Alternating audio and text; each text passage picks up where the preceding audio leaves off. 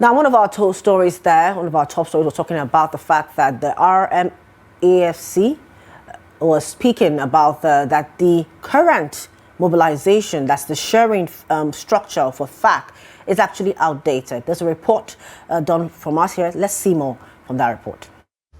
Nigeria's current revenue allocation formula was last reviewed in 2002 under President Olusegun Obasanjo, giving 52.68% to the federal, 26.72% to the states, and 20.60% to local governments. Although the Revenue Mobilization Allocation Fiscal Commission proposed a new formula in 2022, it was not approved, leaving the 2002 arrangement still in use. Despite the diversification of the economy, population has surged beyond 230 million, expenditure patterns have been expanded, and the structure of the government itself has changed. This is why stakeholders are insisting on the importance of recalibrating the revenue allocation formula and how committed is the government supporting this review. The choices we make here will shape the capacity of governments to deliver education to our children, healthcare to our citizens, and infrastructure to our communities. We're looking at the errors within the Constitution, the errors within the Establishment Act of the Commission to ensure that there is a revised formula that recognizes the allocations of resources that we have as a country, and also look at the international best practice that recognizes our 3 tiers of government and hold the Commission itself accountable on errors of mobilization of resources and ensuring that there is clarity on allocation. The evolution of our security challenge and the need to put more money in security highlights one clear gap, because the Revenue Mobilization Allocation and Fiscal Commission should have the opportunity to draw the nation's attention to that. Look, maybe there is an irreducible minimum of spending that needs to take place for security, and when it is not taking place, we are in trouble. What measures are needed to ensure transparency, accountability in the use of allocated funds?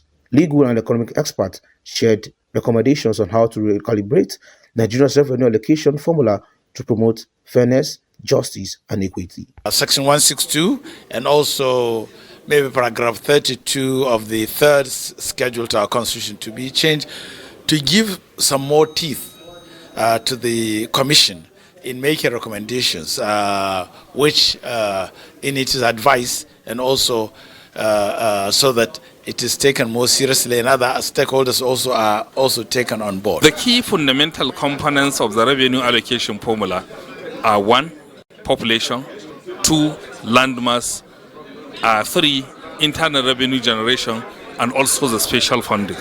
It is left for us as elites in this country to sit down and holistically look at our developmental aspirations and come with a consensus that speaks to the developmental needs and realities of the country. For me, the percentage is not really important, but to understand what kind of load that you are giving to the state or to the federal government. So there is a need to understand how to the devolution of power exists, and therefore to make that allocations in accordance of the responsibility of all the tiers of government. However, civil society organizations and many Nigerians agree that this is not the right time to review revenue allocation in Nigeria, especially as dominant public discussion centers on the push for pay rises for political office holders. Well, Samson, Trust TV News, Abuja. Welcome back. Thank you for staying with us. That was a story on that, one of our top stories, the RMFFC, talking about the fact that our current revenue allocation process and calculations is quite old and needs to change. But that report ended with the reporters saying that civil society organizations and some people are saying this isn't the right time for that to happen. Well, let's see how all that pans out as the times go on. Now, joining me to further have this conversation on the program today, we'll be looking at the business environment in Nigeria, is Dr. Emmanuel Bashayi. He is an economic and business consultant, and he's joining us virtually from Lagos. Good morning. Thank you, Chiamaka, for having me. Thank you for joining us. Now, before we go to the conversation, Please confirm if you can hear me. report earlier, do you agree with the RMAFC that it's time to change revenue allocation, or do you agree with civil society organizations that are saying this is not the right time for that change to take place? Chiamaka, I can't hear you. Can you confirm if you can hear me, please? Yes, I can hear you. All right, I didn't hear anything. I didn't hear what you said. Please, can you say that again? All right, we'll be going for a short break, and when we return, the program continues. Please stay with us.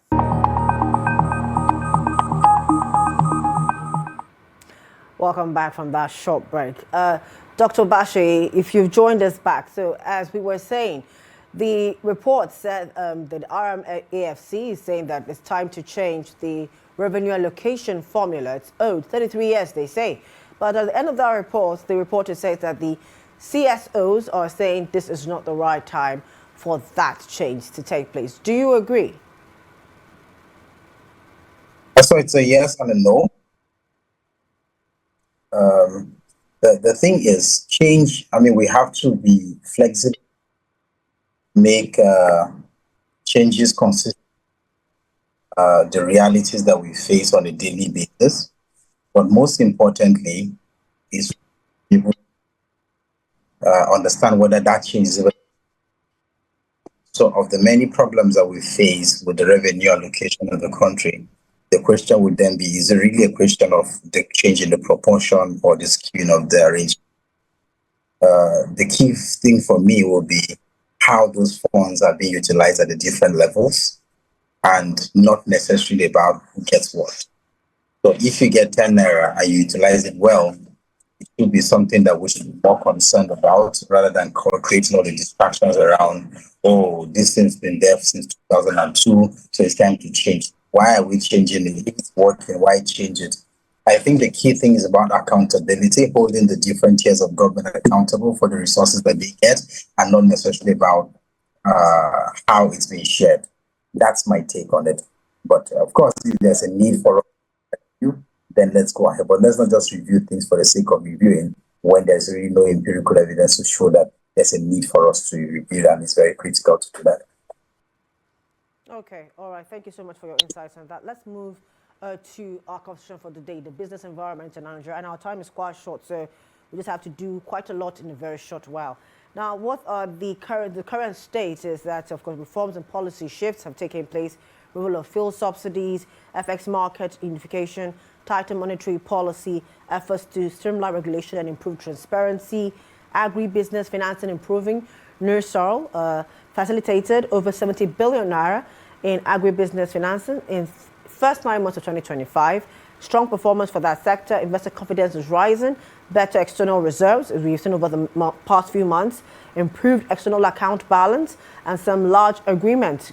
Gas plant revamp signal growing interest now. Growth in key manufacturing subsectors, textile, cement, plastic, and all that. Challenges, of course, are inflation, infrastructure deficit, regulatory and policy uncertainty, security operational risk, and miscellaneous costs. I'll just go straight to our questions for the day now. Which reforms so far have had the biggest impact on business costs, and which are still just on paper? So when you talk about impact on business, there are some that are not just on paper, but they are also on the reality on the ground. When you talk about the fuel subsidy removal, and you also talk about the FX unification, these are realities that we're faced with on a daily basis. You remember when the president announced that the fuel subsidy was removed in May of 2023, we had a sharp rise in the cost of the pump price of PMS. But then we also had a further rise when government decided to float the FX. Now, it was a double whammy for the country because those were the realities that we had to face at the same time. We bought fuel for over 1,300 naira per liter because of those policies. So a lot of businesses shut down because of energy costs. A lot of businesses could not import because exchange rate. Or they rather import smaller quantities because their working capital was significantly impacted. We also had the MPR that has continued to surge. So banks were also under a lot of pressure. Consumers and businesses were under a lot of pressure to just manage whatever they had. They couldn't go to the because increasing interest rates and all. So the thing is, while we have seen this have shown so much practical reality to us, there are some other ones that were just very nice on paper, like the ease of doing business policy. So we hear ease of doing business every day, and then businesses assist. What are the things that the businesses are looking for? We're looking for power. Now, we keep increasing electricity tariffs. We keep increasing taxes in some quarters. The new tax regime is going to expect to take effect from January of 2026. Then that's going to come with a new set of dynamics entirely. As an expert in this field, I have recommended that within an economic crisis like what Nigeria is facing, the least thing we should ever do is to increase any form of taxes. I'm completely against any form of tax increases, and that's because most of the economies that have faced the same situation Nigeria has faced in the past, one of the key recommendations, one of the key recipes on key ingredients that got the economy back to track was that they didn't increase any form of taxes. The economy is already bleeding. The economy is already going through a lot. So any form of tax increases is not good for the economy. So while these are on paper, they're going to take effect. But most importantly is for us to understand that we need the economy to be alive for us to grow it.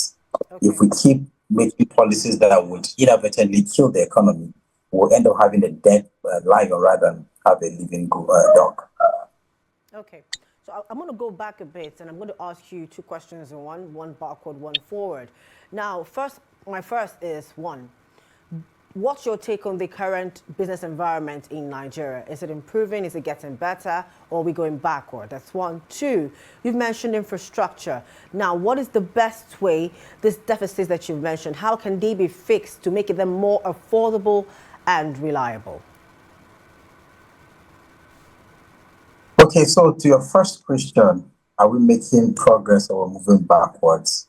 I think we need to stop the lip service and begin to put the actual work into bringing the realities to the table. What we have seen is very fancy talk about, oh, we're fixing this, we're fixing that. But the reality is that people don't feel this on the ground. So it's about managing and balancing what is on ground versus what is being said. That's where we are right now. And it's important that we understand also that most of these policies, some of them take time to mature, so that, like, for example, the unification of the FX window. Today, dollar is cheaper in the black market than it is with the central bank, which is an anomaly. We used to have a situation where everybody queues up with the central bank to get dollars. Now you can buy dollars from the black market at a cheaper rate than what it is at the official window. Now, it's not just about the exchange rates. It's about the stability. Investors and importers want a stable rate. I want to import at 1,600 naira per dollar to a dollar. And when I'm selling my goods, I can be able to reflect that tariff. And then when I go to repurchase again, I can be able to predict how much I'm going to buy the next batch of consignment. So this is the kind of stability we're talking about. Government needs to show transparency, needs to show longevity, and also to show consistency in policies. Let's not keep having policy of somersault where we start use another policy to decide what we have gained. Okay. Now, to your second question, please remind me of your second question again. Okay, so the question was, how do we fix this infrastructure deficit? And you have less than 30 seconds to answer that because our time is up. How do we fix infrastructure deficit? Let's learn from those who have reliable. That's gone power, through roads, ports. So let's let a lot of private sector participants into this field. If we need to concession some of our roads and put toll gates, let's get private sector people to invest in building the roads, and then they take a toll over a number of years. maintain it for that period. Now, government cannot do everything. Government can only do as much. But by the time you bring in private sector players, you'll be able to in some way relieve that pressure. I grew up in Jos, and we had this power company called Nesco. We never had power outage. In fact, we used to pray that you take light when we were in secondary school, because Nesco had light 247. Now, if we have smaller companies like Nesco in different parts of Nigeria generating electricity and distributing, that can overall help our overall power situation, rather than insisting that everything has to be on the national grid. So government needs to open up the space, create the right environment and the right space for the private sector to participate, and be able to find some way of relieving the pressure of government's shoulder in terms of provision of infrastructure. Okay. All right, we'll have gone more in the conversation, but our time is up. Thank you so much, Doctor, for joining us on the program this morning, sharing your insights. The pleasure is always mine. That's the much we have for you on Business Daily this morning. For more of our programs, documentaries, and news, do follow us on social media platforms and on our YouTube live stream. I've been your host, Chiamaka Nwafor. Same time, same place tomorrow. Bye for now.